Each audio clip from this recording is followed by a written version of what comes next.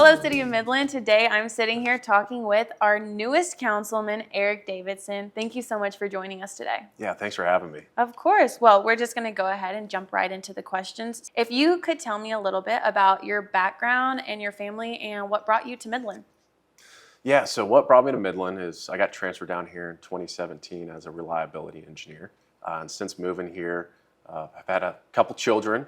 We also foster a couple children in the community as well. And then I'm also the director of operations from our organization out here. Being our newest city council member, what experience do you have that qualifies you for this position? I'm the director of operations from our organization out here, so really manage the day in and day out operations, not only here in Midland, but across the Permian Basin and in different states. And then also, I'm an engineer by trade. So I feel like those two different backgrounds of being able to solve problems and have a track record of strong leadership really bodes well whenever it comes to helping lead this city from the city council position.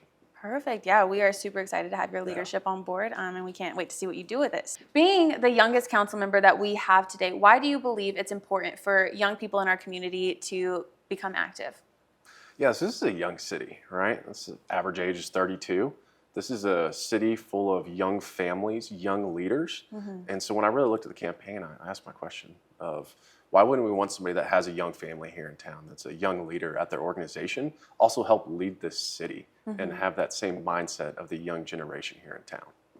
Yeah, that's a great answer, and I think that's exactly the question that needs to be asked. Yeah. What's your best piece of advice for young people in getting active in the community? Yeah, just first and foremost, be willing to step up to the plate and take a swing, right?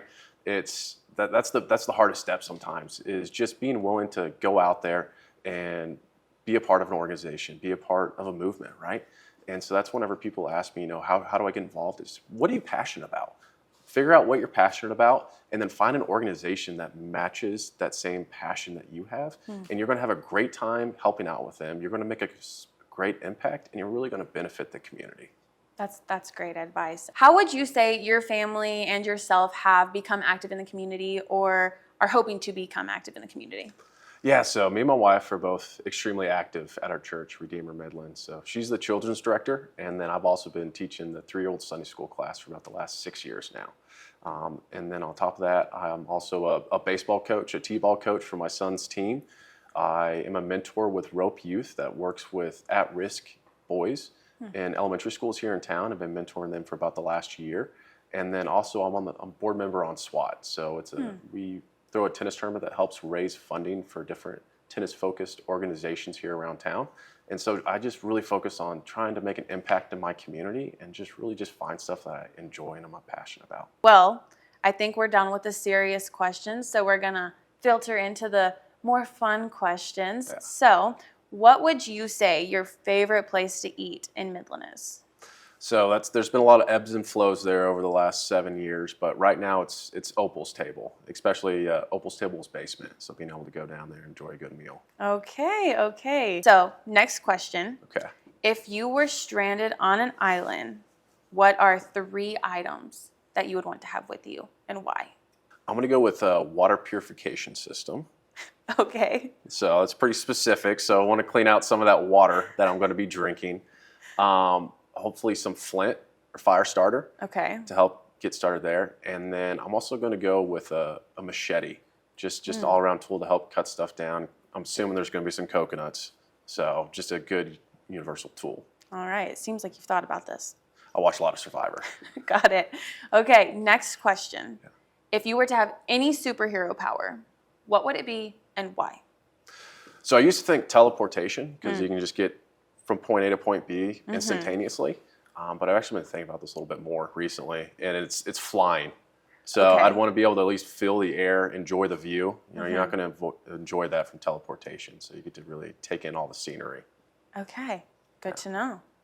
All right, the last question. Okay. If you could choose any color that described you as a person, what color would it be and why? I'm going to go with forest green. Okay. I really enjoy being outside. Okay. Obviously, forest green outside doesn't really work in Midland, but I imagine I'm going to be like in the mountains, in the hillside. So it's just energetic color. It's a soothing color, and I really feel like that fits my personality. I think that is just about all we have on questions. Is there anything that you would like to say to the City of Midland residents? I'm just looking forward to being a voice for the city here in Midland. So that's the great thing about being an at-large. You're not tied to any district. It is citywide, right? So I've just really enjoyed being able to meet with different people, meet with different organizations, see what they care about, and just trying to make an impact for Midland for the future and help guide it for not our next year, but for the next 5, 10, 20 years. It has been so great sitting here and talking to you, Eric, and we can't wait to see what you do within the City of Midland. Awesome. Thanks so much. Thank you so much.